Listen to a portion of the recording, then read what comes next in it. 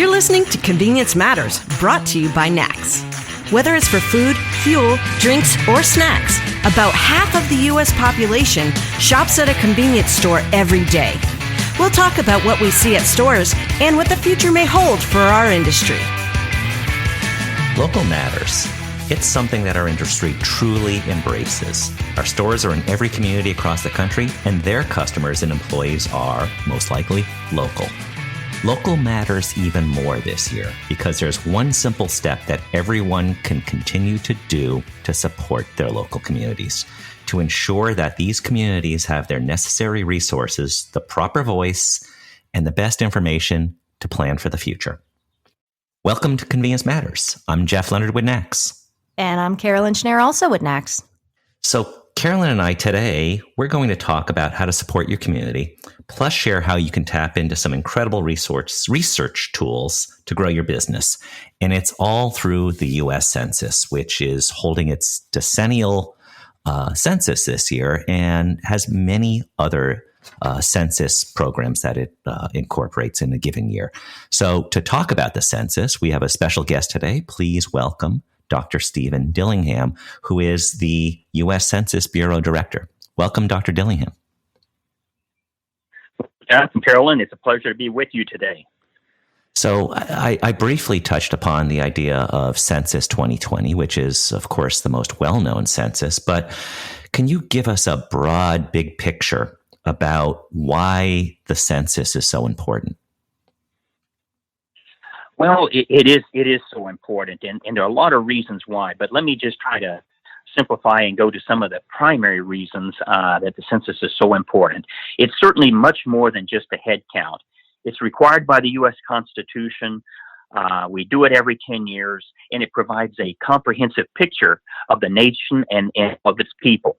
So the census helps businesses, governments at all levels, nonprofits, public and private sector decision makers in making decisions, for example, where to invest their monies in buildings, in schools, hospitals, and businesses.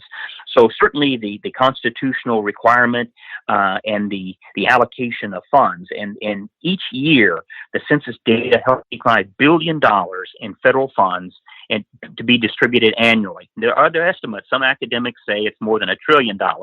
So it's a lot of money, and it's both direct and indirect, the use of the data. But also, according to the Constitution, we use this data in apportioning congressional seats, and this is done every 10 years. So we want to make sure we get the numbers right and get everyone counted. And it's important that to see how our country and our communities have changed over time. And let me just add here, I'm sure I'll repeat it again. So for the first time, we have three options for responding to the census. We have online and by phone and by the traditional paper questionnaire. And if you complete it online, you can do it by the smartphone, the tablet, or any device that has access to the internet. And no census ID number is required. It's helpful, but it's not required. If you complete it online, there's no need to have a census taker visit your home or to meet you face to face to collect the information. So all three options are designed to take a few minutes. Well, you mentioned that it's constitutionally mandated, and of course, the first one after the Constitution was approved was 1790, and Thomas Jefferson was in charge of the census. So you're in pretty good company there. At the time, I think there were roughly 3 million plus in that first census. So we've grown as a country 100-fold. I'm sure just like then, it was very important as it is today to just see not just the people, but elements related to that, particularly in communities. So why specifically I mentioned at the outset, local matters, and the census really matters locally. Absolutely, Jeff. And you're right. When they first did the census back then, they went out on horseback and they went to communities and all around the country. But specifically, this at the local level, as I said, in allocating resources, we often think about the federal government and the billions of dollars, but all levels of government and business communities at all levels entrepreneurs and business owners use this data in making local investments. So if you're interested in the personnel and health services in your community, particularly right now with a pandemic, this data becomes very important. It helps the medical community to make informed decisions like where to build and expand hospitals and health services, emergency clinics. It's important to communities in providing first responders and, again, the emergency medical technicians. So basically, when you really analyze the census data, it's one of the most used data if not the most used data in the nation, both directly and indirectly. Because when we make decisions, we're always interested in the number of people in our community that we need to serve. And in the business world, you're also thinking, what is the number of customers you need to reach? So it is very important. It's used each and every day by individuals and by small businesses and by retail industry, and certainly by convenience stores. So, Dr. Dillingham, so we're in what even month is this? It's June. How are you guys coming along? Like, where are you in the process right now? As of just after June, about 91 million households, or 61.5% of households, had responded to the census. And we want to raise that number even higher, and the sooner the better. It's so important. We, as I said, we had suspended some of our operations, which resulted in some delay. And now that the census is back underway and our field operations are up and running again in all the states, we need to move as fast as we can. So, the convenience stores and the refueling stations have locations all across the country, and where we have our 248 area census offices throughout the states, and in Puerto Rico and the island areas. This work is resuming as we speak. So, while we had the stay-at-home orders, we adapted our advertising and our communications efforts to focus on digital and other platforms that did not require the in-person interactions. And some of our advertising tactics included launching ads specifically at grocery stores, convenience stores, gas stations, and other locations where people went while they were staying at home, with complying with the stay-at-home orders and not going into places with and events where there were a number of people. Now, in many areas, the community outreach activities are taking place again as the conditions permit. So we're in a good place right now. The self-response rate is high. We want to push it even higher, and we're going to be resuming our operations, and actually knocking door to door nationally will begin in August, about August the 11th. So that's when the neighborhoods will really see an influx of census takers that we call enumerators who'll be knocking on the doors. Yeah, well, that's good to hear that, in the sense that it's moving along and that you're getting some great response. Is there anything that our members, who are the retailers, but we also have other folks that listen, some people who work with the vendors within the convenience store community, just general media sometimes listens to this. So is there anything our listeners can do, or especially our convenience store members can do to help in addition to what they've already been doing out there? Oh, absolutely, Carolyn. Convenience stores are particularly important to the 2020 census and in a wide range of ways. First of all, we know that, and we do experience hurricanes, and we had some last year. We'll have some more this year. And convenience stores often are one of those locations that remains in operation as long as they can, so that people can get the goods they need, as long as they're not putting their employees' safety in harm's way. But the convenience stores are the fabrics of our communities, and they provide food, fuel, and refreshments to more than 165 million customers each day. I think that's what your website says, and more than half the nation, someone will be visiting a convenience store each and every day. So, what a better place to get our message across than in those stores where people stop and shop. So we have partnered with many businesses and are very appreciative and that they're willing and able to help. And also the businesses and your members, they display the 2020 census public service announcements in some of the stores in an effective way that helps to educate the public and to promote awareness of the 2020 census. Sometimes they display slides with census messaging on the screens, or messages on posters in their buildings, warehouses, offices, whatever, to encourage employees also to complete the census.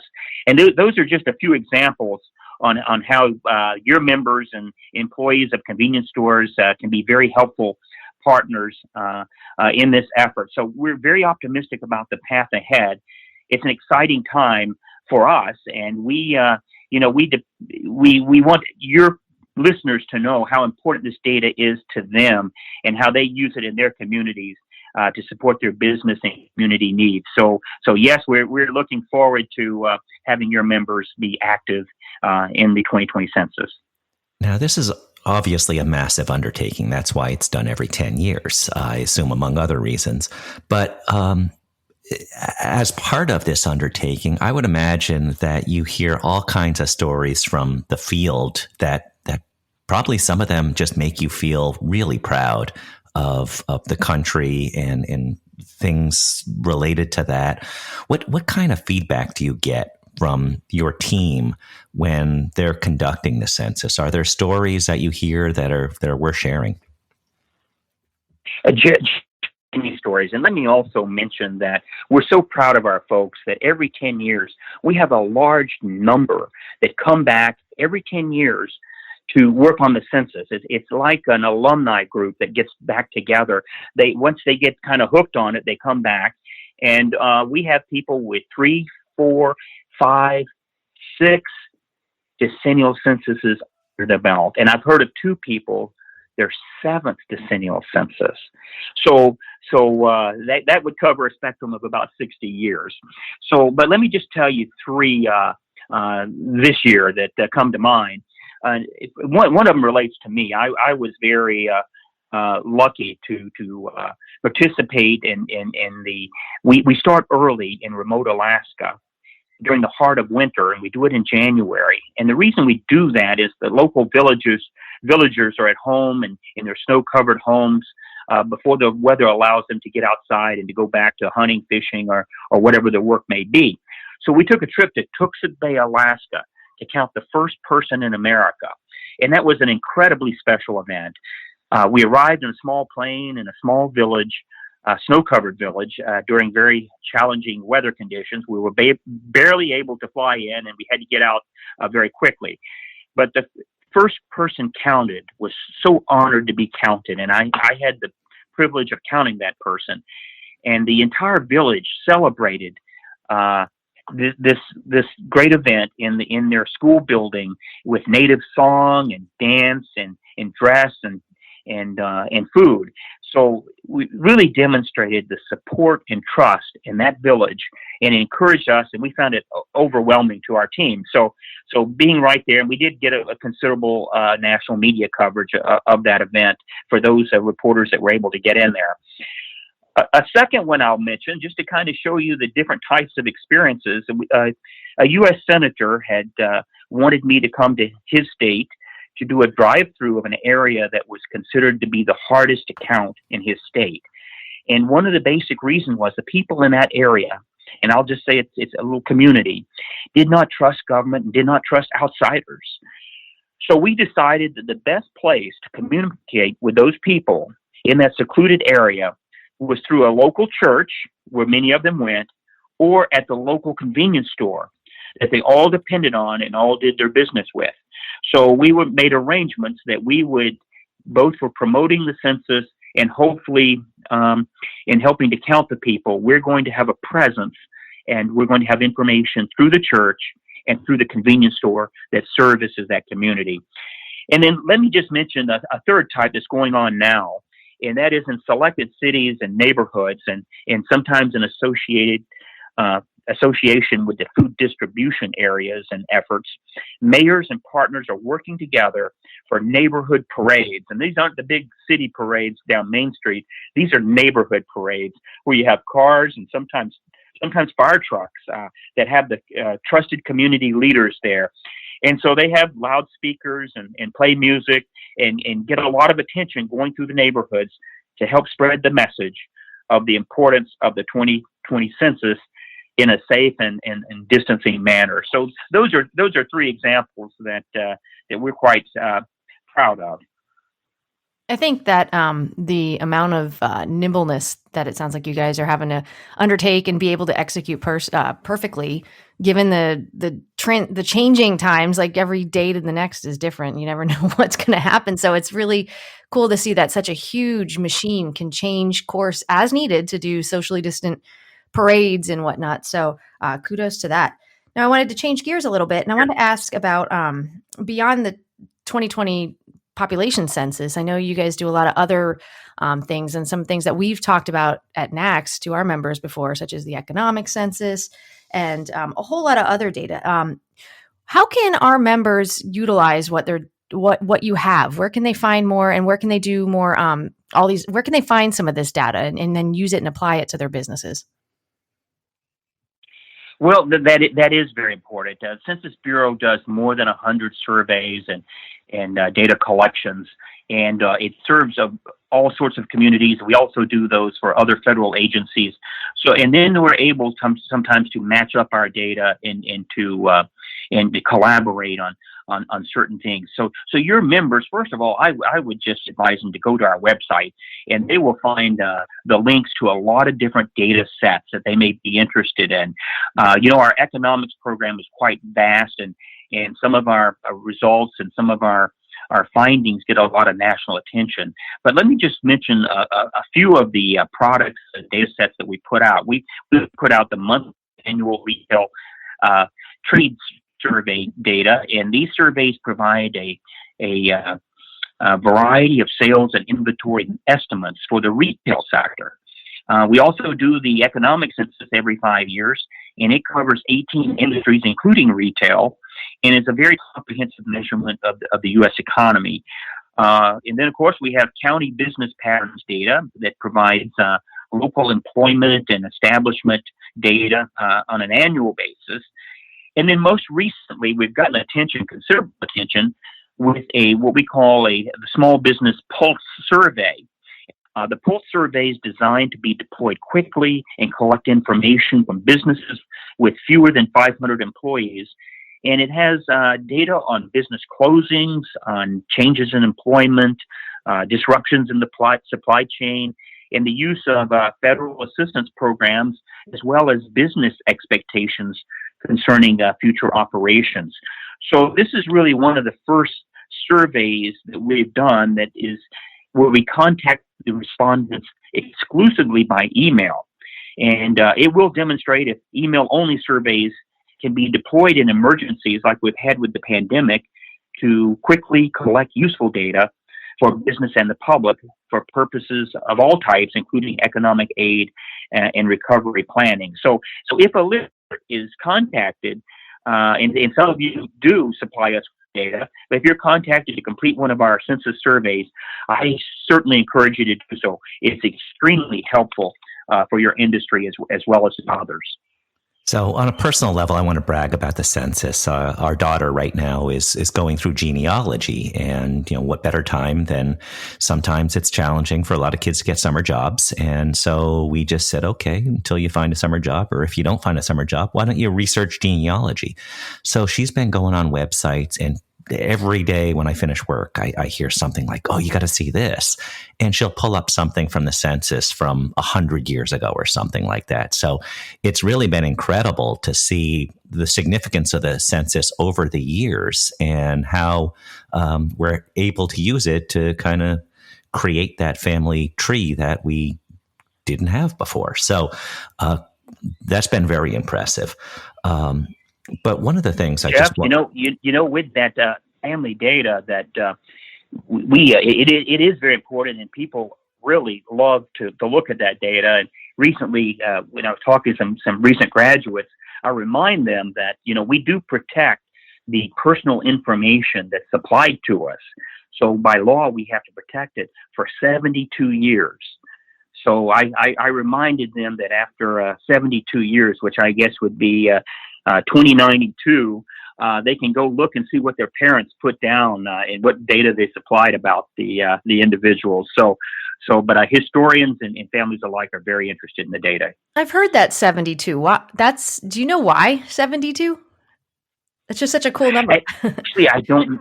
Yeah, I don't know why they chose that number. Sometimes I think maybe at the time, maybe it was the life expectancy, just about. But it is quite some time. But it's very when people are looking at their ancestors, it's good that they're able to go back and actually see the forms and the actual data that was supplied by their ancestors. Huh.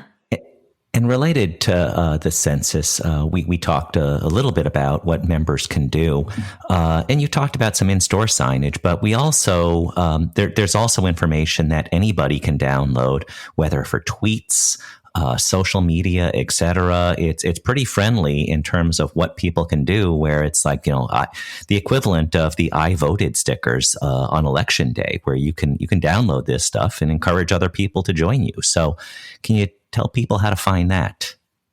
You go to the site and you can get the public service announcements. You can get slides, posters, and that kind of stuff. Much of it can be printed off the internet.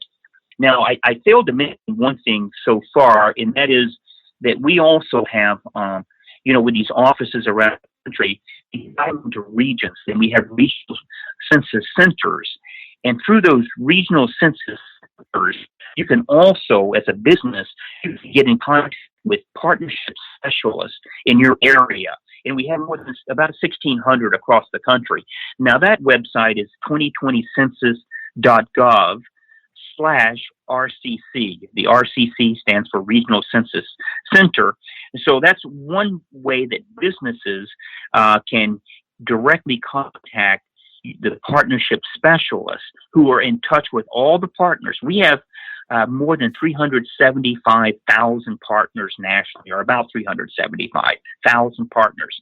And our partnership specialists know the partners that are in their areas, and they also work with groups called complete count committees that are usually organized by government, state, local governments, city governments, county governments, but it includes business community members.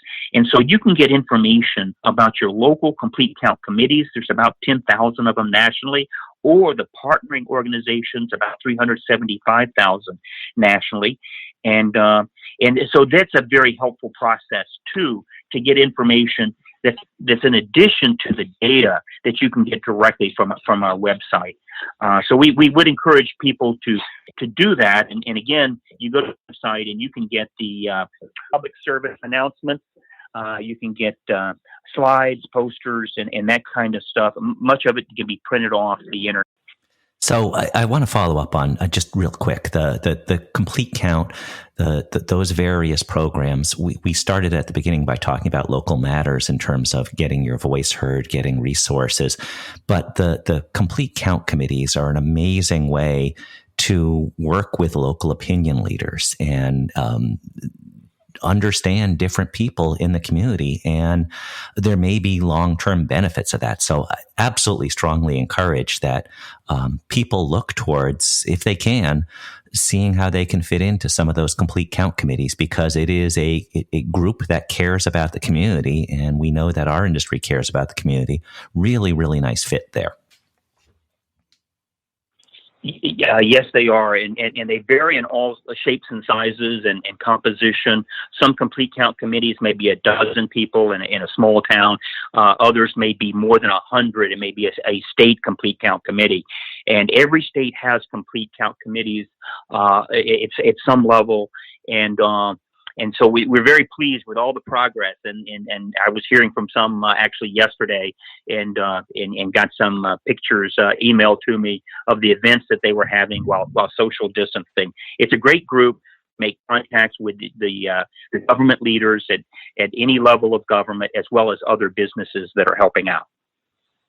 So I just wanted to almost close with just asking, when does everything wrap up? I know you've kind of said this before, but what in this final home stretch push, what are some key dates for listeners to remember of get online or mail in I know you said August, there'll be some people coming around to your house if you haven't already sent it in, but what are some other key dates coming up?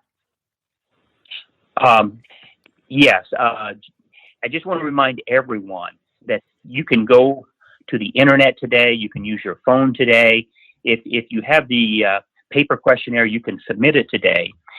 that we want people to respond as soon as possible, and most of the nation has already responded. And we would like 2/3 of the nation, or even higher, to self-respond. And some states have reached that. But the key date, you will see people nationally on about August the 11th will be going into neighborhoods. 500,000 people will be dispatched across the country to knock on doors. It's those people who have not self-responded. So we want to prevent people having to come to your home or knock on your door. It's expensive. We want to do this efficiently and accurately. But the key date when the census data collection ends is October the 31st. The end of October is when all the data has to be collected. So, but please don't put it off. Please, we urge everyone to submit their answers to the census. It only takes a few minutes. It's very simple, and they can do it today, tomorrow, and certainly as soon as possible. So please complete that census. Your community needs you to do that. Your future generations need you to do that for genealogy. It's very easy to do. And also go to census.gov. There's an amazing amount of data there that will help your business. It is incredible when you cruise through that website and see everything. So thank you, Dr. Dillingham, for everything the census does. And thank you for joining us today. Well, Jeff and Carolyn, thank you so much. And thank all your listeners. Again, I just want to remind them how easy, safe, and important the census is, what a big difference the national convenience stores can make. And finally, when everyone joins together, we will count everyone once and in the right place, which is our mission. And we're so pleased that you and your members are helping us with this. I hope they consider being a partner and appreciate all their help. And it's been a joy talking with you today and your listeners. And thank you again for having me on the podcast and for being a national partner in the 2020 census. Sure thing. This has been a great time, and it's been really great to talk to you and to hear more. And thank you so much for listening to Convenience Matters. Convenience Matters is brought to you by NACS and produced in partnership with Human Factor. For more information, visit convenience.org.